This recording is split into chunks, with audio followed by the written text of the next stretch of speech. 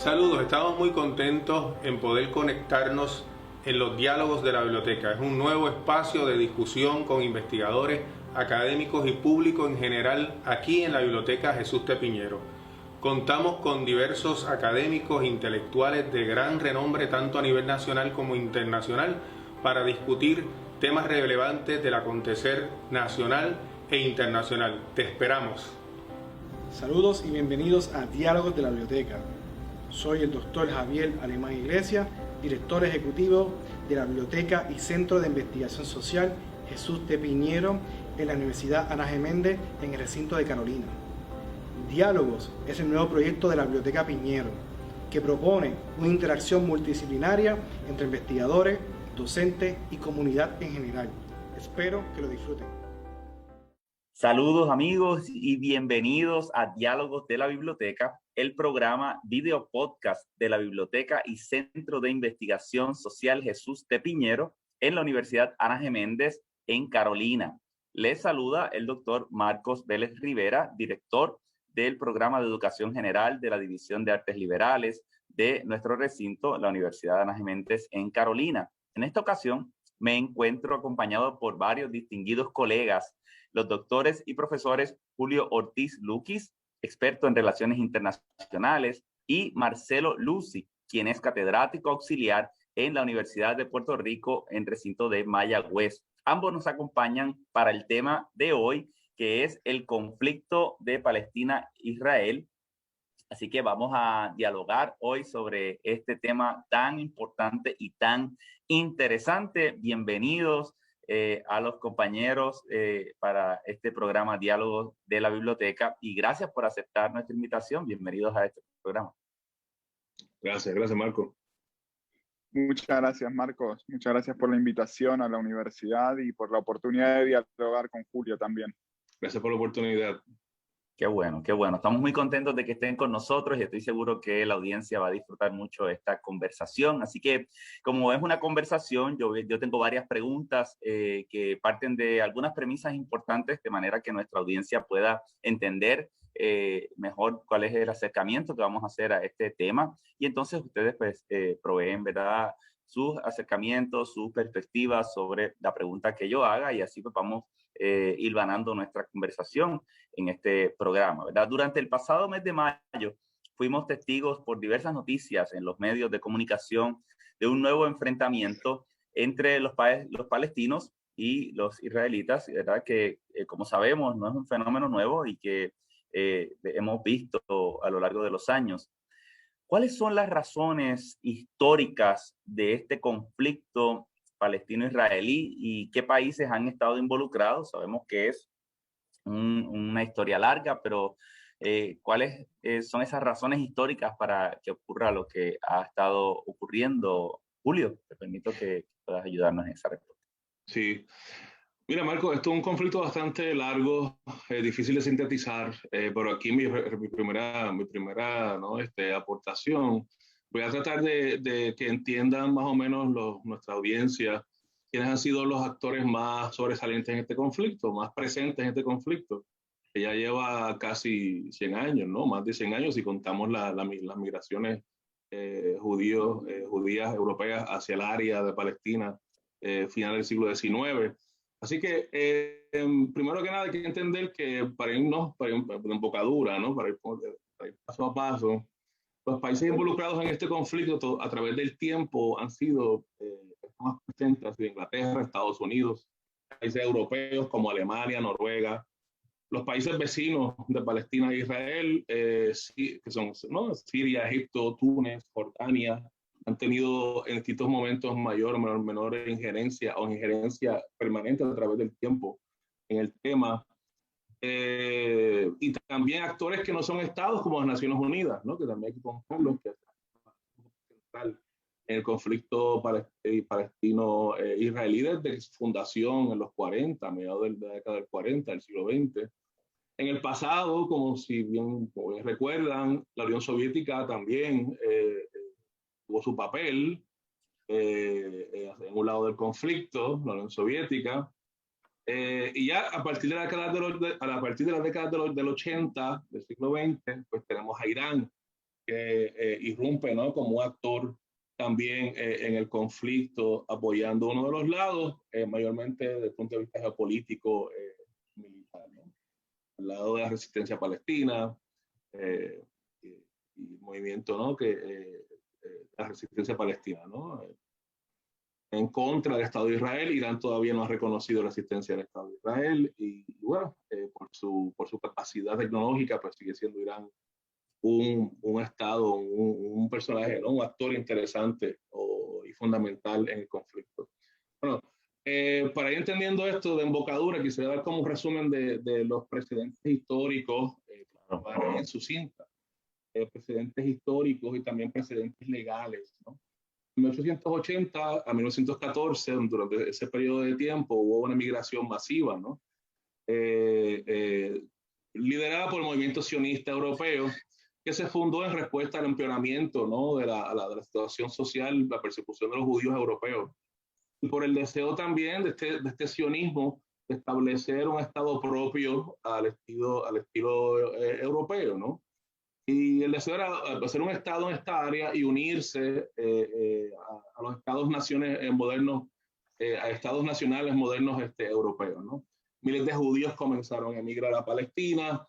En aquel momento, entre 1880 y 1914, era parte del Imperio Otomano. En 1918, como resultado del desenlace de la Primera Guerra Mundial, Gran Bretaña ganó control sobre el área de Palestina del Imperio Otomano y el área se comenzó a conocer desde ese momento en adelante como el Mandato Británico de Palestina.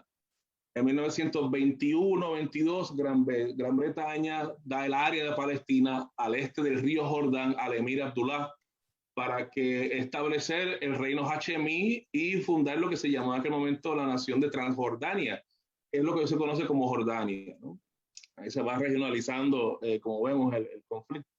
En 1929 sucede una segunda gran guerra intercomunitaria, violencia en Jerusalén entre los que estaban llegando, los judíos llegando, que estaban llegando de Europa, y los palestinos árabes que estaban ya en esa área poblándola. Se comienza una segunda gran irrupción de violencia en 1929 que dura hasta el 47 de manera muy dramática, tuvo mucho impacto en la prensa internacional.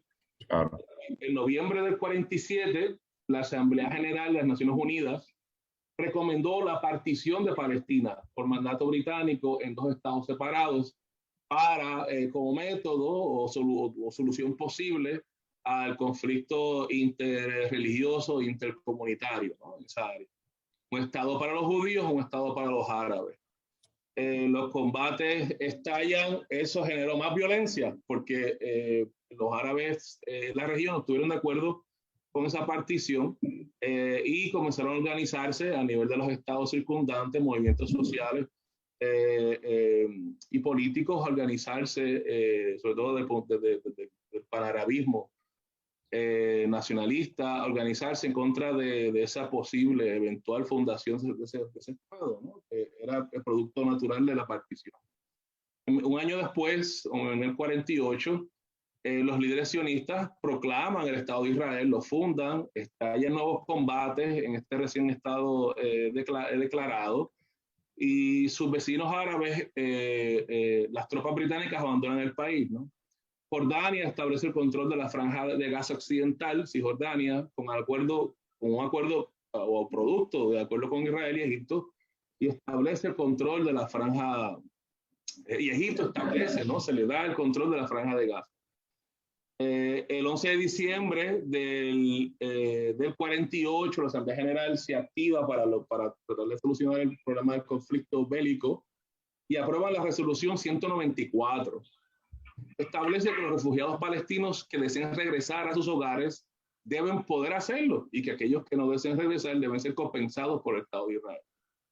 En el 48 al 67 continúan las batallas dentro de Palestina y también con vecinos, ¿no?, como Egipto, batallas entre el Ejército de Defensa de Israel y los estados vecinos con personas ya que habitaban allí, ¿no?, organizados para la defensa de su territorio. En el 5 de junio del 67, en respuesta a la guerra, el Consejo de Seguridad de la ONU aprueba la resolución 242 que pide la retirada de las Fuerzas Armadas israelíes de los territorios ocupados en el reciente conflicto, la terminación de todas reivindicaciones o estados de beligerancia y respeto y conocimiento de la soberanía, la integridad territorial y la independencia política de todos los estados de la zona y su derecho a vivir en paz dentro de las fronteras reconocidas, ¿no? Entonces, esa resolución se reconoce en la historia con la fórmula de territorio por paz. Y esa comienza a ser, a partir de los 60, la base o la fórmula de negociación. Una fórmula de negociación es un acuerdo donde dos partes que van a negociar establecen los límites de lo que pueden dar y los límites y lo que están dispuestos a aceptar, ¿no? Se entiende en esa negociación, en esa fórmula, de que las partes van a perder algo, pero van a ganar algo mucho más preciado, un objetivo mucho más ulterior.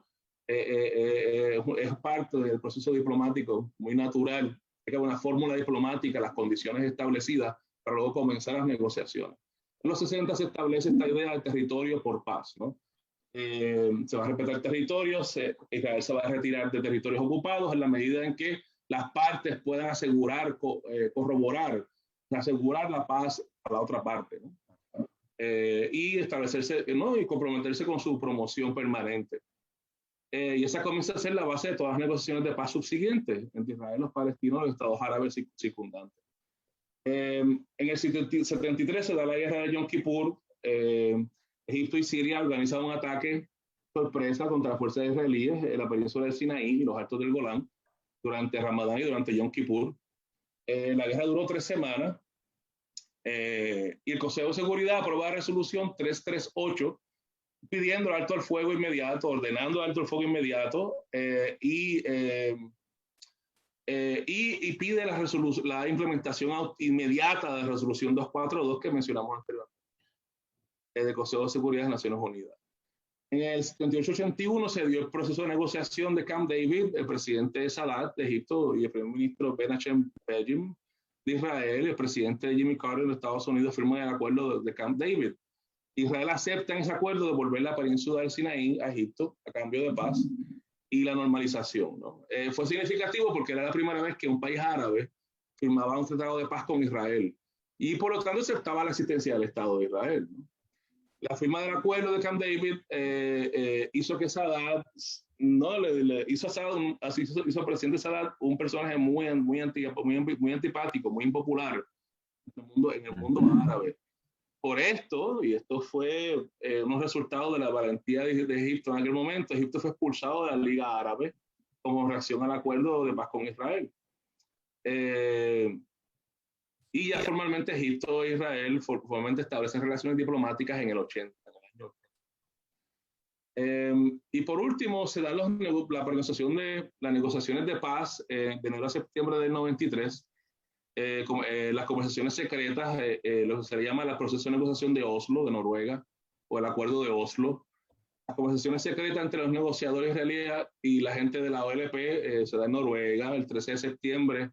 Yasser Arafat y el primer ministro Yitzhak Rabin firman una declaración de principios en Washington sobre la base de las negociaciones entre los equipos israelíes y palestinos en Oslo, ¿no? Las compensaciones hechas se conocieron como tierra por paz. Se continuó con esa fórmula de tierra, seguridad sobre la tierra o de dominio sobre la tierra a cambio de paz, de garantía de paz. Se continuó con esa fórmula, funcionó por bastante tiempo en este conflicto. Y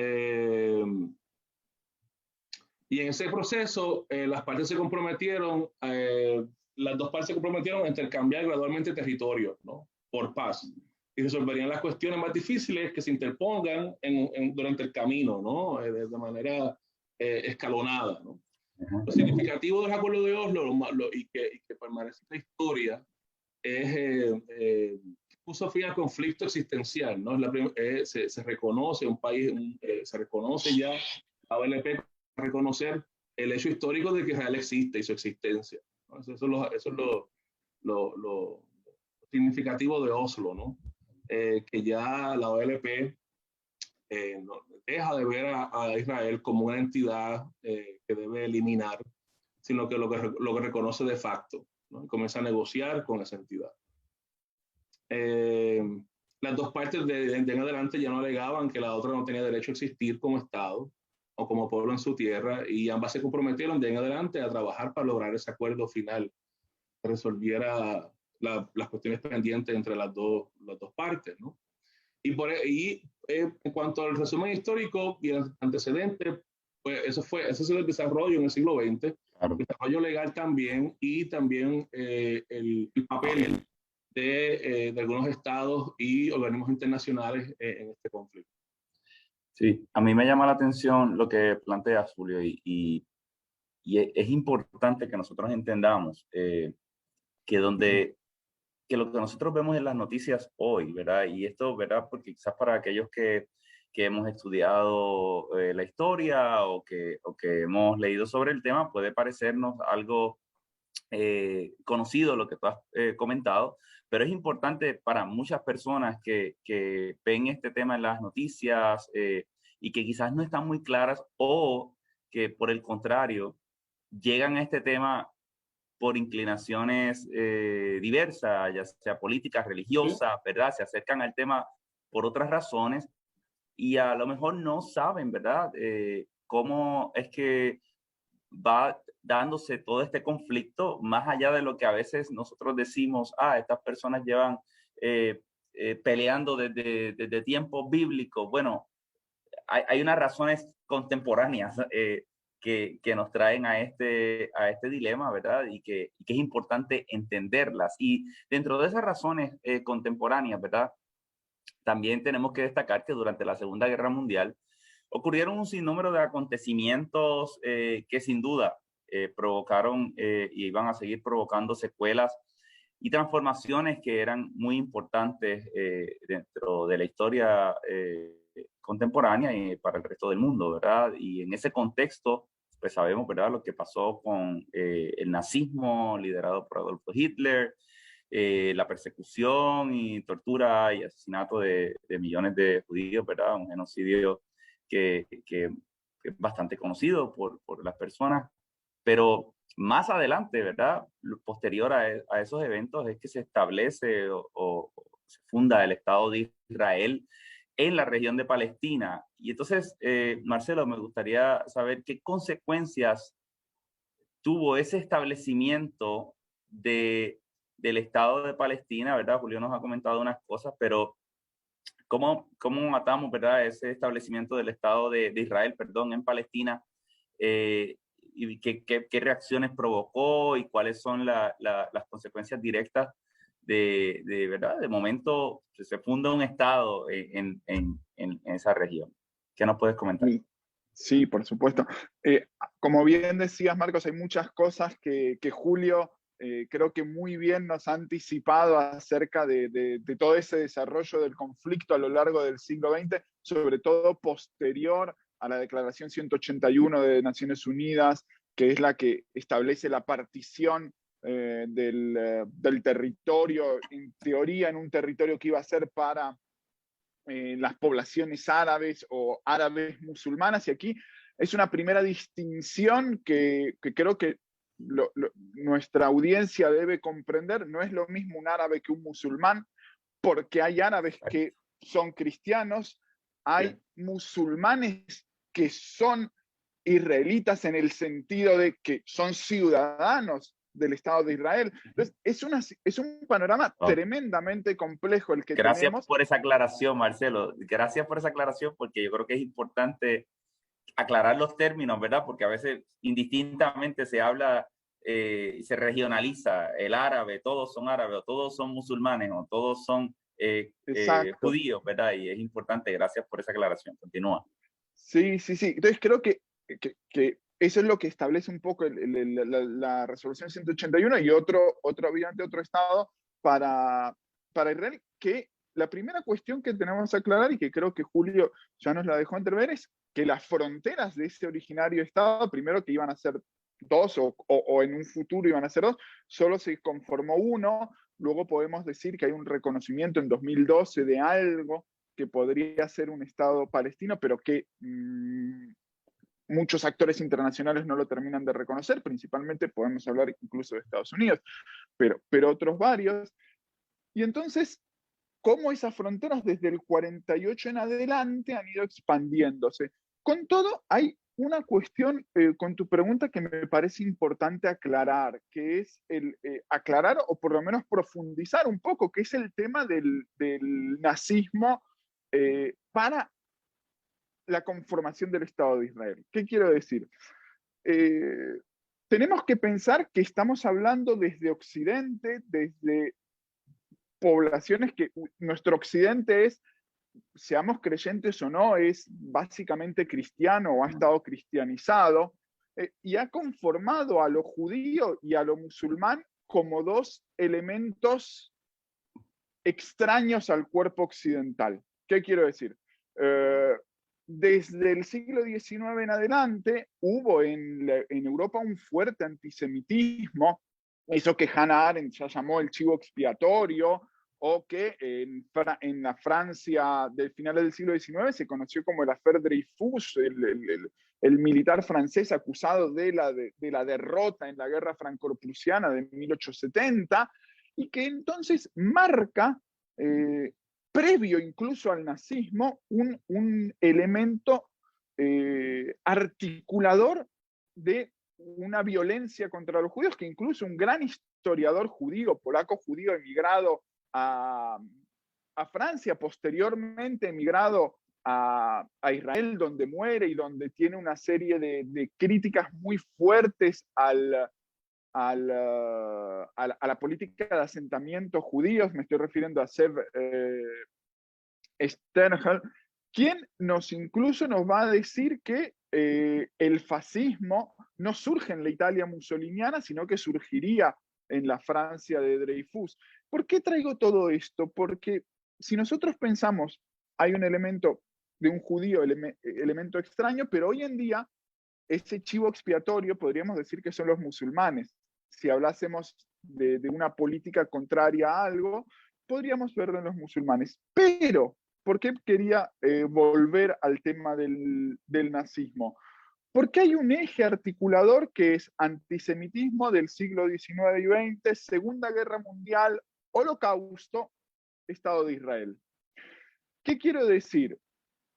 Obviamente, como bien nos comentaba Julio, hay toda una política desde el final de la Primera Guerra Mundial, que lo podríamos ver en la declaración Balfour acerca de ese hogar nacional para el pueblo judío, que articula algo, aparte del movimiento sionista, obviamente, financiado por importantes banqueros, y ahí tenemos a los Rothschild, por ejemplo, pero tenemos un discurso en Occidente que es: el Estado de Israel proviene a una respuesta a ese elemento trauma de la cultura occidental, que es el genocidio judío, o lo que la población judía denomina la Shoah, es decir, el asesinato de prácticamente 6 millones de judíos. Bien, la pregunta entonces sería para mí, si podemos pensar el conflicto palestino-israelí año 2021, porque si pensamos, nos han reunido aquí a conversar a propósito de lo que pasó entre abril-mayo del 2021, sin pensarlo como un problema que derive necesariamente del Holocausto. ¿Qué quiero decir? Hoy en día pareciera que si uno critica la política del Estado de Israel, por sectores de la población es que es un antisemita porque niega la existencia del Estado de Israel. Pero al mismo tiempo, por la otra parte, si uno defiende que se pueda, digamos, el Estado de Israel defender de ataques como los misiles de Hamas, habría una suerte de consideración que uno es un sionista. Entonces, podemos en 2021 desgajar el análisis de este problema central, y eso creo que es uno de los puntos que sería interesante, y también me gustaría escuchar a Julio como especialista en relaciones internacionales, qué tendría también para pensar esto. Entonces, desde mi perspectiva, tenemos que ver que realmente el problema del asentamiento del Estado de Israel en eso que hemos denominado Palestina, la península del Sinaí, los altos del Golán, la franja de Gaza, todo el territorio Cisjordania, conlleva primero un problema de fronteras, conlleva un problema que muy bien nos traía Julio desde el 48, desde diciembre del 48, que es el problema de los refugiados palestinos. Es un problema humanitario que todavía no ha tenido solución. Pensemos que incluso una de las el comisionado de Naciones Unidas para los Refugiados surge también para intentar dar respuesta a uno de estos problemas. Pero si lo pensamos, tenemos que pensar esos cambios fronterizos, que han tenido lugar. ¿Quién ocupa Cisjordania? ¿Quién ocupa la Franja de Gaza? ¿Quién ocupa el acceso a los puertos? Que, para que nos entendamos, por ejemplo, el problema del canal de Suez del año 56, finales de octubre, principios de noviembre, tiene por origen también esa ocupación de esos accesos al mar que tenía Israel. Y entonces estamos viendo que al margen de las alianzas, obviamente, como bien nos decía Julio, panarabistas, hay un problema de conformación del Estado, de ese Estado nacional, pero también de la conformación del Estado nacional en el mundo árabe. ¿Qué quiero decir? El conflicto palestino-israelí, y no digo que sea este el origen, pero tiene un uso, entre comillas, que es la unificación nacional de Egipto, de Jordania, en menor medida, de Siria, pero sobre todo de Israel. Y esto, insisto, en un libro fantástico, los mitos fundantes de Israel, Ziv Sternhell, lo analizan cómo a partir del 48 hay una política israelí de belicosidad, defensa, si queremos, en esa guerra de independencia y liberación del 48-49, 56 hasta el 67, porque a partir del 67 ya no hay peligro real para el asentamiento del Estado de Israel, y mucho menos, como bien decía Julio, a partir del 73 y del 78, 79, 81 con los acuerdos de Camp David, que hay un reconocimiento formal por parte de un Estado árabe. Pero tenemos una política de ensalzamiento nacional, y esto muchos autores y autoras ya lo han estudiado. Una cosa es la conformación del Estado y otra cosa es cómo se genera esa identidad compartida. Y esos procesos de identidad compartida, muchas veces la forma más fácil de canalizarla es con un enemigo exterior. La lógica amigo-enemigo, si queremos, que la podríamos problematizar, pero entonces, en ese sentido, los constantes conflictos posibilitaron la emergencia de una unidad nacional. Incluso si pensamos en 2021 y pensamos en el conflicto que hubo recientemente, casi con total seguridad no lo vamos a poder desgajar del problema político interno israelí. Y la política de Netanyahu ante unas elecciones que había ganado pero que no conseguía formar mayoría, ¿cómo querer establecer una opinión pública de cara a? En mi caso, que soy argentino, voy a poner un ejemplo muy poco de otra latitud, pero que sirve para entenderlo, el de la Guerra de las Malvinas. Claro. A pocos argentinos les gusta decir esto, pero la Guerra de las Malvinas tuvo un éxito mediático con una dictadura, la peor dictadura genocida que tuvo Argentina, pero tuvo un éxito mediático porque levantó la popularidad hasta que se perdió la guerra. Claro. Entonces, claro. no digo que sea todo esto igual y que responda a una cuestión tan banal o tan directa, pero estamos viendo que el problema fronterizo y la disputa que muy bien nos explicó y nos narró y nos describió Julio, creo que también podemos leerla desde esta perspectiva, unido, insisto, al problema que mencionaba antes de si es posible o no hacer como ese quiebre en la lectura de la política actual del conflicto palestino-israelí, al margen de la lógica que más o menos ha articulado determinados discursos, que es antisemitismo, Segunda Guerra Mundial, Holocausto, creación del Estado de Israel. ¿Podemos realmente romper con esa lógica? Sería para mí también uno de los puntos que ameritarían reflexionar. Qué bueno toda esta discusión, Marcelo, y te agradezco porque me parece que nos llevas a analizar el problema más allá de los paradigmas tradicionales que nosotros utilizamos para verlo, ¿verdad? Y cuáles son esos otros escenarios que nosotros tenemos que tomar en cuenta y que no son cosas superficiales, ¿no? Hay unos arraigamientos ahí, ¿verdad? Dentro de la dinámica que nosotros y me gustó lo que planteaste al inicio, cómo nosotros desde Occidente tenemos que tener mucho cuidado con tratar de ponerle nuestra lupa a algo que también estamos tratando de nosotros entender, que para colmo nosotros desde que nacimos estamos escuchando discursos que todos tienen agenda, ¿verdad? Y que al final del camino, en el proceso, para atarlo con lo que mencionabas al final, en el proceso de crear una identidad nacional de todos los lados, siempre se necesita un enemigo. Es algo que históricamente hemos visto, ¿no? La necesidad de los enemigos en el proceso de la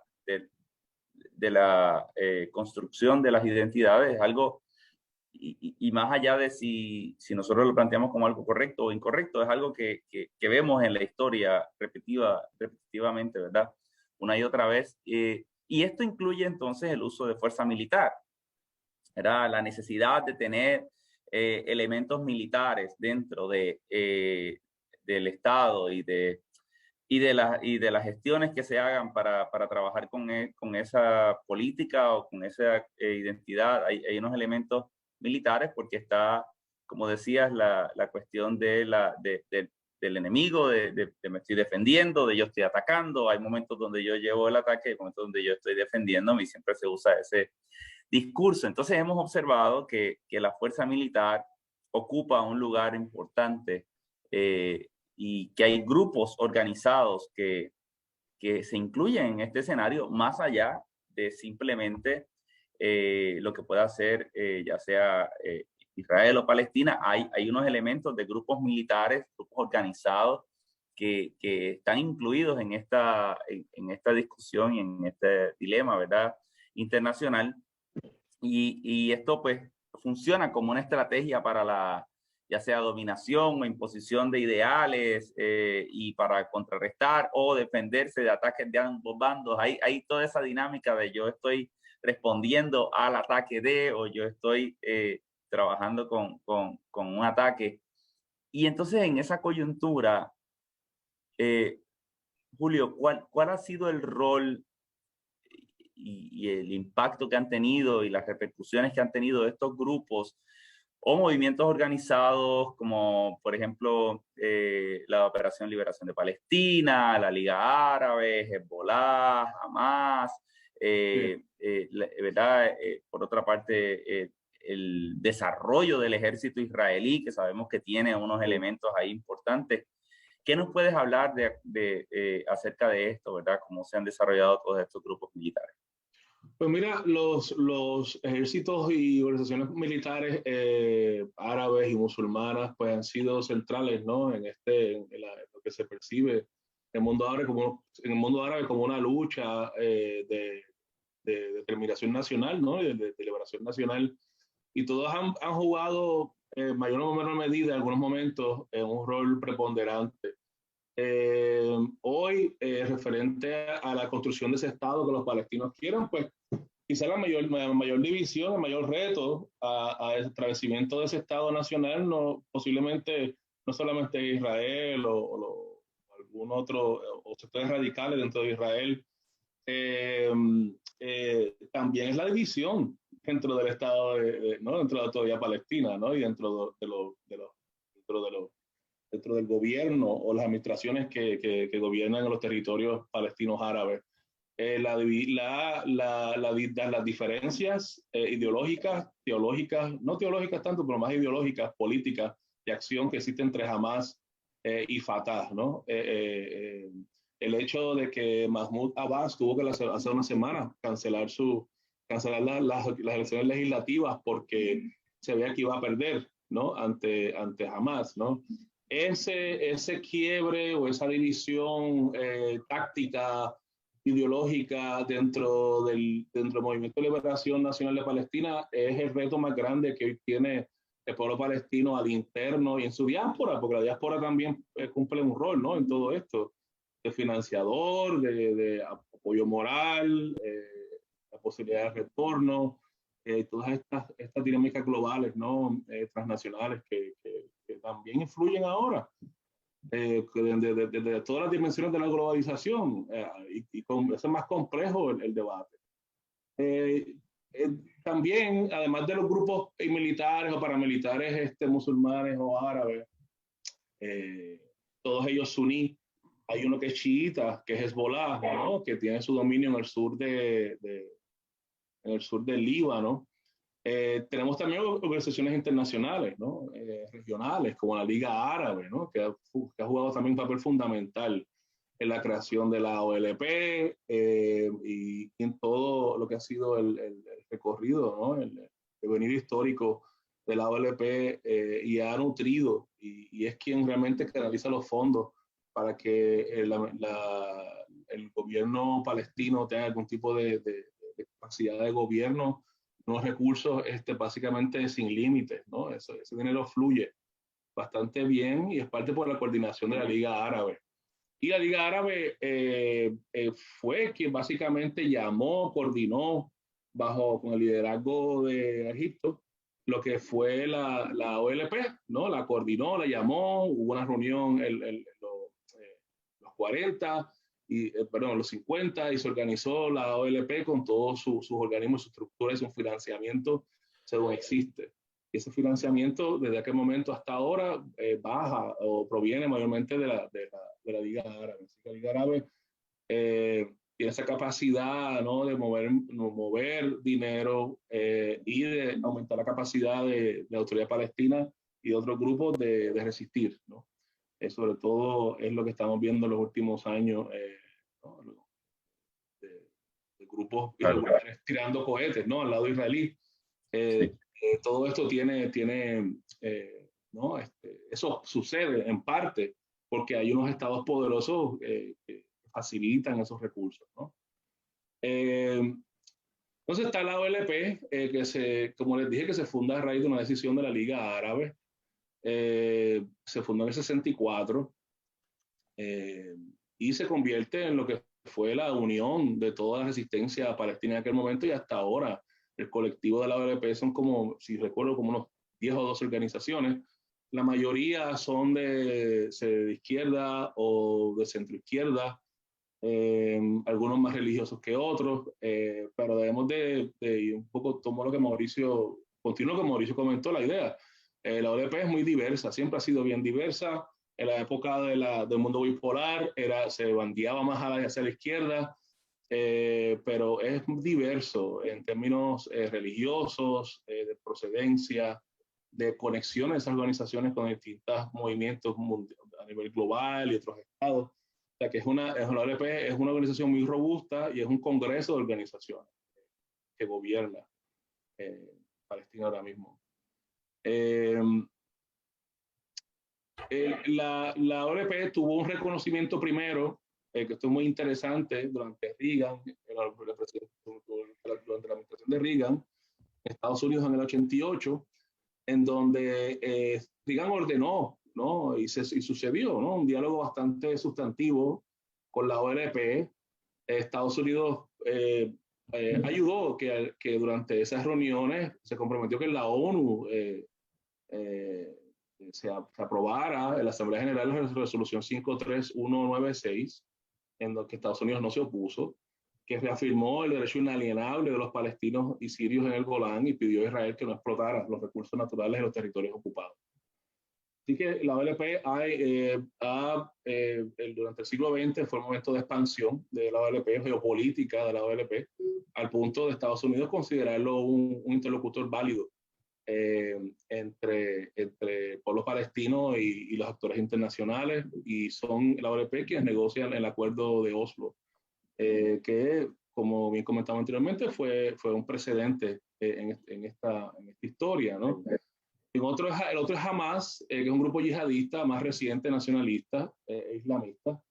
Hay interpretaciones en el Corán, hay unas más mainstream, hay otras más marginales, y Hamas sigue esa tradición marginal de enfocarse en un tipo de yihad que está estipulado en el Corán, pues, y que no es el más importante, es el yihad de autodefensa, ¿no? De la legítima defensa en caso de agresión, y estos grupos como Hamas pues explotan, ¿no? Explotan ese ángulo, cuando en el Corán pues lo más importante es la yihad interna, ¿no? Que es el yihad existencial de cada ser humano, de luchar contra sus limitaciones. Pero Hamas le da el vuelco político, ¿no? A esos conceptos, y muchos otros grupos, como bien sabemos, en el mundo árabe, en el mundo musulmán, solamente en el mundo árabe, también hay grupos en Filipinas, ¿no? Que le dan el viraje político o ideológico a preceptos de fe, ¿no? Y la carta fundacional de Hamas fue el establecimiento del Estado Islámico, ¿no? De establecer un Estado Islámico en Palestina y en la región histórica de Palestina, que comprenda Israel, que comprenda Cisjordania, Franja de Gaza. Así que es un partido político que no toma mucho en cuenta la realidad del momento, ¿no? Si tiene posibilidades de vencer y ser victorioso, yo no sé. Pero no toma en cuenta lo que es la realidad de Israel y se abroga, ¿no? Se da a sí mismo a la organización la responsabilidad de abolir un Estado con tanto poder geopolítico y recursos como Israel. Así que ya ven, ¿no? Un poco de desconexión entre el proyecto político de Hamas y la realidad geopolítica. Pero me parece importante eso que tú mencionas, Julio, porque ahí es donde está el elemento de alguien, de un grupo que tiene unas intenciones políticas, sí, pero que parte de unas bases religiosas, ¿verdad? Quizás diferente a lo que pueda ser algo simplemente político, ¿verdad? Una intención política, sí, o militar. El fundamentar la lucha con un argumento religioso del Corán legitima ante los ojos de muchos de sus seguidores la lucha, y escuchaba el otro día algo bien interesante acerca de Hamas, ¿verdad? Basado en esto que tú dices de que un poco no están partiendo de una realidad fáctica, ¿verdad? Quizás el poder geopolítico que tiene Israel. Pero cuando las cosas están vistas desde un aspecto de fe o religioso, a priori, sí, a priori. Yo estoy teniendo una lucha que puede tomar siglos, pero como es la lucha correcta, pues yo voy a hacerla, ¿no?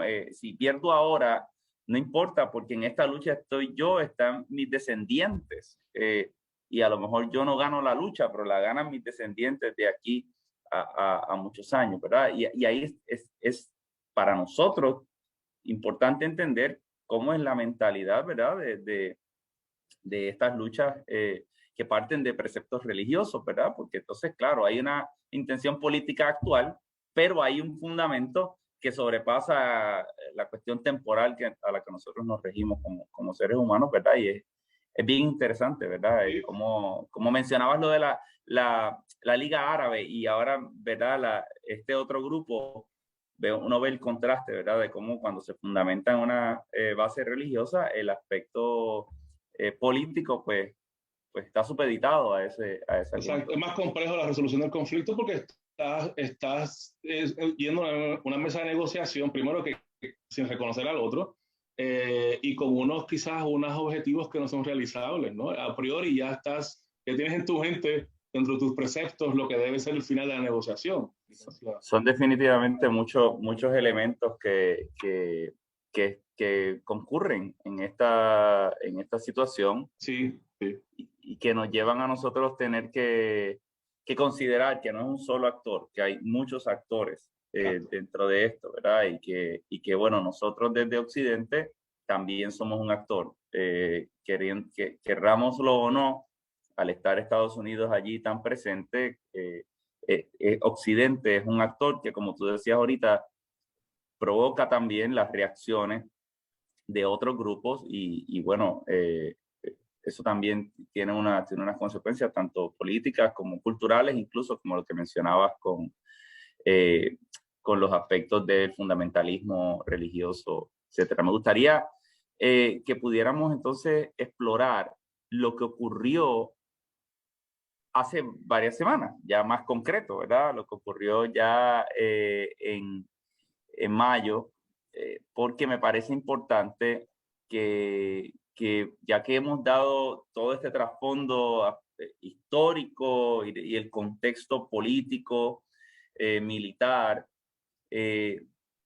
Marcelo, ayúdanos a entender qué provocó específicamente este último encuentro, ¿verdad? Este último enfrentamiento entre los palestinos y el gobierno israelí, ¿verdad? Y porque ahí vimos que hubo desalojos, que hubo agresiones, hubo ataques. ¿Qué pasó? ¿Por qué pasó? ¿Verdad? Sabemos que han ocurrido muchas cosas. ¿Qué provocó este último enfrentamiento?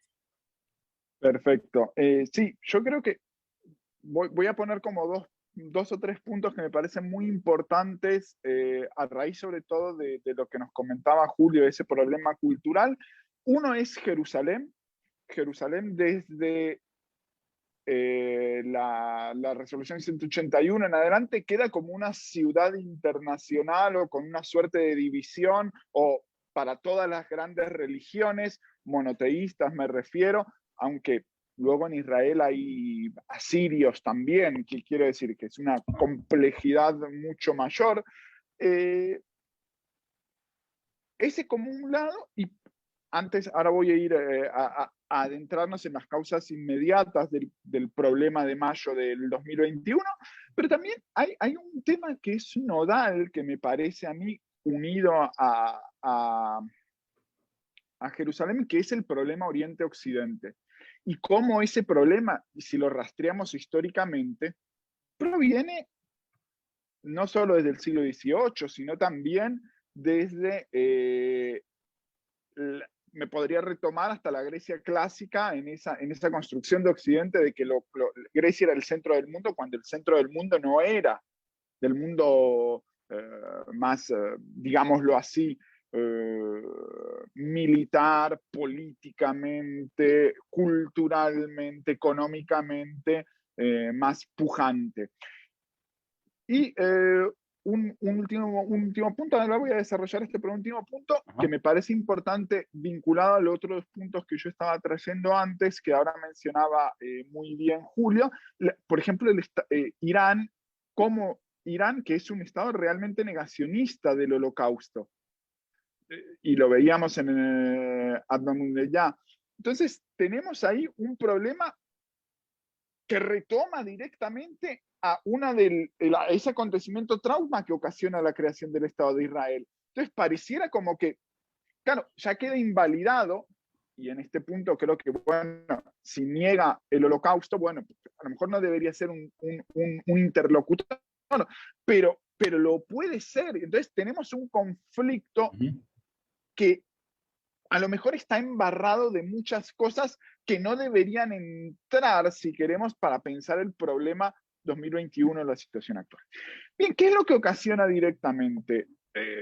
Si uno busca hoy en día conflicto de mayo, lo que primero van a hablar es del 6 de de mayo. El 6 de mayo una orden de la Corte Suprema israelí ordenando un desalojo en un barrio adyacente a Jerusalén que ocasionaba un desplazamiento de poblaciones palestinas de Jerusalén Este. Tradicionalmente Jerusalén Este es una población, en esa división quedaba más para la población judía, Jerusalén Oeste quedaba más para la población árabe, musulmana, no judía, voy a decirlo para que nos entendamos, para no caer en esa ambivalencia. Pero claro, esto que ocasiona una serie de protestas y una fuerte represión de dichas protestas, fuerte represión que incluso ocasionó la entrada de movimientos ultraortodoxos israelíes amparados por la policía de Israel en la tercera mezquita más importante del Islam. Claro, si estamos viendo que entran ultraortodoxos y la policía los ampara, bueno, esto es un indicador de una tensión social ya efervescente.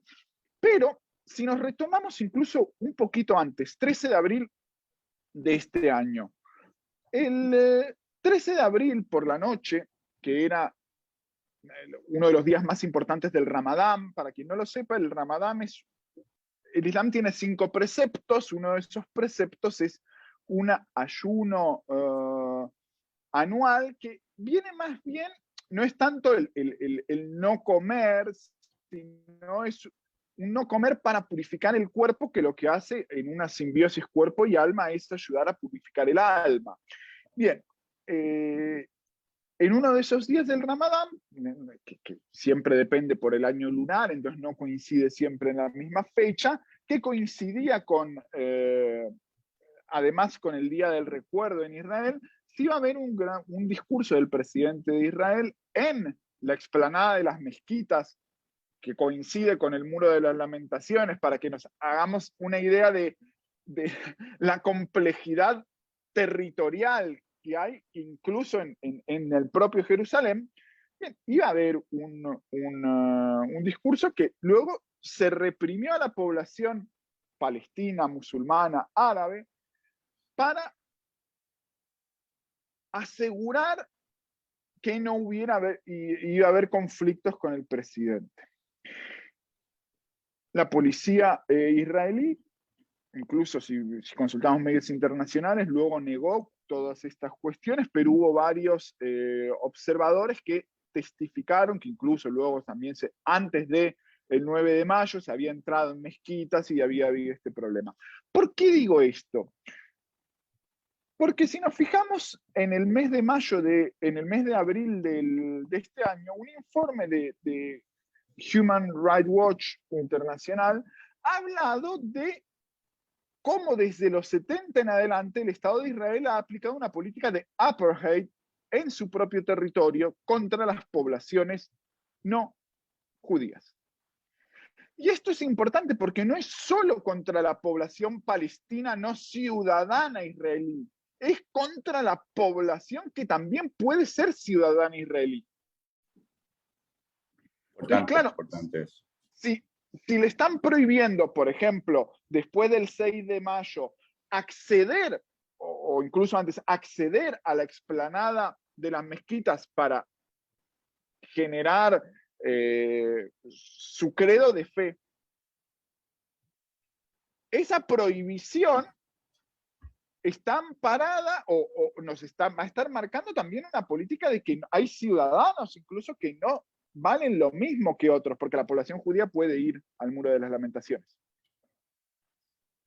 Esto nos marca que no es, obviamente es un problema cultural, pero que la raigambre religiosa, incluso cuando no toda la población sea judía, está signada. No, es muy difícil deslindar el problema cultural del problema religioso en este caso.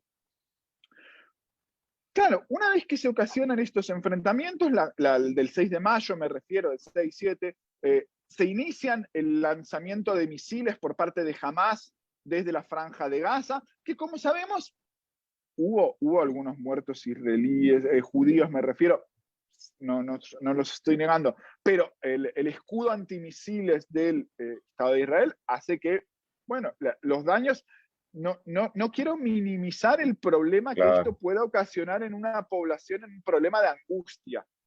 No lo minimizo, lo aclaro, pero no es comparable, es diametralmente diferente a lo que ocasiona el bombardeo o los subsiguientes bombardeos israelíes, que como sabemos tienen el hito el 11 de mayo, cuando se desploma la torre de comunicaciones, diciendo que lo que hacía Hamás era establecer escudos humanos en centros de operación de Hamás. Claro, y aquí es lo que decía Julio, ¿Hamás es un grupo terrorista o no lo es? La definición que hagamos nos va a marcar nuestra comprensión.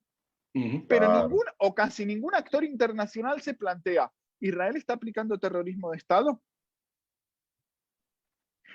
Porque si entendemos que hay una política de apartheid, no lo estoy diciendo yo, lo están diciendo organismos internacionales. Claro, el Estado de Israel ha dicho que esto es una propaganda antisionista, antisemita. El discurso banal de siempre me refiero cuando hay una acusación de este calibre. Entonces, si están aplicando una apartheid, eso es una política condenada por los organismos internacionales, los tribunales internacionales, como una política, diríamos, de crimen de lesa humanidad, con lo cual eso es terrorismo de Estado. El dilema está frente al terrorismo de Estado, ¿cualquier método de lucha es válido o no? Y con esto no estoy amparando la lucha armada, estoy hablando de un dilema que surge y que está sobre la mesa. Y como bien decía Julio, si consideramos directamente a Hezbollah o a Hamás grupos terroristas, los inhabilitamos para cualquier tipo de diálogo. Pero son actores ahí. Entonces, claro, problema, se llega a un alto el fuego más o menos el día 21 de mayo. El alto el fuego es relativo porque por más que no lo estemos escuchando constantemente, luego ha habido nuevos lanzamientos de misiles, ha habido incursiones del ejército israelí, pero con todo tenemos que tener en cuenta en algo, la suspensión del tribunal israelí de los desalojos y desplazamientos palestinos la tiene que resolver el 8 de julio de este año. ¿Qué quiero decir? Tenemos que estar pendientes porque el 8 de julio pueda haber una reactivación del conflicto, porque el alto el fuego ha sido tan endeble, porque hay una suspensión, pero la suspensión se tiene que resolver. Si el tribunal restablece la orden de suspensión, ¿qué va a pasar? De suspensión, perdón, de desalojo. ¿Qué va a suceder?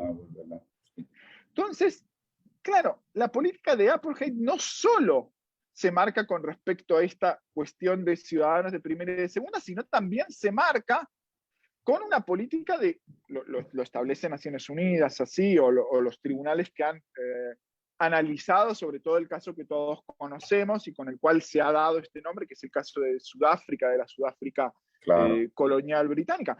Pero digo, se ha dado también la idea de destrucción étnica, por utilizar el término que se utiliza, de un determinado grupo humano. ¿Y qué quiere decir? La política de asentamientos, que es uno de los problemas que desde no el 47-48, sino desde las políticas previas que en su primera intervención Julio nos decía, de los años principalmente, llamémoslo desde el 24-25 en adelante del siglo XX, ya teníamos, pero obviamente desde la instauración del Estado de Israel, con todos los kibbutz en adelante, lo tenemos, y entonces esa política de asentamientos que luego es financiada por el Estado de Israel, no nos olvidemos, marca un problema de ordenación territorial, pero también un problema de si este territorio o este lugar era una comunidad o un asentamiento de la Autoridad Nacional Palestina o controlado por Palestina, como queramos denominarlo, y de golpe hacemos un asentamiento amparado con incursiones militares defensivas, por lo tanto, o con una defensa directa del Estado de Israel, va a generar desde ya un conflicto. Sí. Pero en todas las reuniones no ha habido una solución al problema, porque obviamente Israel se niega no a una vuelta a una frontera, ni siquiera digo la del 67, obviamente mucho menos la del 48. Me refiero al problema de los asentamientos. ¿Qué resolución puede tener? Pero vuelvo a un problema de los que primero estaba planteando, el problema de Jerusalén. Porque si no entendemos Jerusalén, no vamos a entender todos los acuerdos internacionales, incluso en los acuerdos de Oslo, una persona quien lo firmó por parte de Israel, Isaac Rabin, bueno, lo debatió Simón Pérez junto con Abbas, pero lo firmaron las dos autoridades principales, Isaac Rabin, primer ministro de Israel, y Yasser Arafat, de la Autoridad Palestina, que incluso fueron condecorados con el Premio Nobel de la Paz, no nos olvidemos. Isaac Rabin estableció que la reivindicación de Israel sobre Jerusalén seguía vigente, porque es la capital histórica del pueblo judío. No nos olvidemos que a Isaac Rabin lo asesinaron ultraortodoxos en el 95. ¿Qué quiero decir? Cuando más cerca se estuvo de unos acuerdos de paz medianamente duraderos, a quien fue el artífice de esos acuerdos, parte del propio Israel lo asesinó. Lo que nos marca la división interna en ambos lados. Antes la recalcaba muy bien Julio en la parte de Palestina, pero también la vemos en la parte de Israel. Y también la vemos porque es una política tradicional, la de mover, ensalzar el levantamiento patriótico nacional en el peor sentido del término, lo estoy usando ahora, para un fin electoral. Bien, el problema de Israel, de Jerusalén, luego tenemos la declaración como capitalidad y el traslado de la Embajada de Estados Unidos con la administración Trump a Jerusalén, con lo cual hay un reconocimiento, o lo había, de eso, lo que escala una tensión. ¿De acuerdo? De acuerdo. Entonces tenemos ese contexto. Y entonces, claro, en ese contexto vemos el problema actual. El problema actual, describíamos de mayo del abril-mayo del 2021, pero no lo podemos, desde mi perspectiva, desligar de las propias elecciones del 23 de marzo del 21 al Parlamento unicameral israelí. Una aclaración: Israel es un sistema parlamentario, con lo cual es el Parlamento el que nombra al primer ministro. Entonces, del establecimiento de fuerzas políticas en el Parlamento dependía o no la continuidad de Netanyahu en el gobierno israelí. Entonces, claro, después de 12 años, por más que su partido fue el más votado, no obtuvo los 61 diputados que debía tener, porque es un parlamento de 120 escaños, bastante pequeño, unicameral, para conseguir formar gobierno. Y lo que se ha formado, y que lo hemos leído hace unos días, una semana, fue un nuevo gobierno con una gran coalición de izquierda, derecha, sionista, no sionista, para desbancar a Netanyahu, no por la política con respecto a Palestina, sino por escándalos de corrupción. Entonces, claro, si el 8 de julio se restablece este problema, cuando se tiene que, la Corte tiene que resolver la suspensión que había hecho, el nuevo gobierno de Naftali Bennett, ¿qué va a hacer? Probablemente la política no difiera mucho de la de Netanyahu, porque es un asunto en el cual probablemente lo que obtenga es rédito, pérdida de su rédito político. No le es redituable tener una política excesivamente diferente. Digo, estos son todos futuribles, ¿no?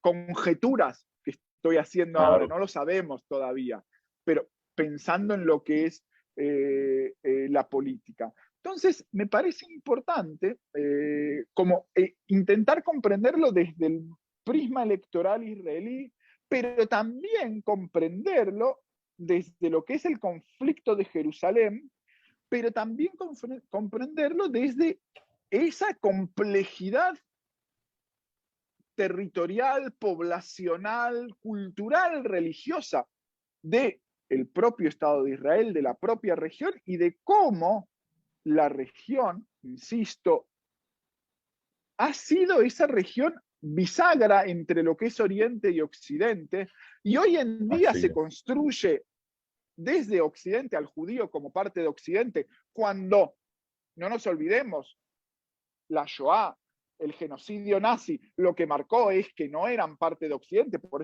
eso no digo que Occidente miró a otro lado, pero tuvo una política, recordemos a Chamberlain, me fío del señor Hitler, Chamberlain, primer ministro británico, antes de la Segunda Guerra Mundial, me fío, no, si me dijo que no va a invadir los Sudetes ni Polonia, no lo va a hacer. Bueno, después sabemos todo lo que pasó.